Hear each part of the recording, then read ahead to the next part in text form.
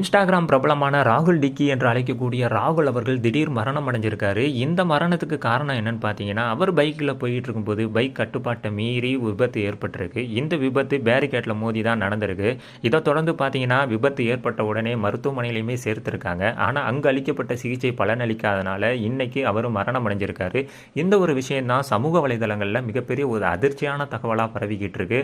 இதை தொடர்ந்து பார்த்தீங்கன்னா, இவரோட நண்பர்கள், ரசிகர்கள், இன்ஸ்டாகிராம் இன்ஃப்ளூயன்சர் எல்லாருமே இவரோட இறப்புக்கு இரங்கலை தெரிவிச்சிட்டு வராங்க.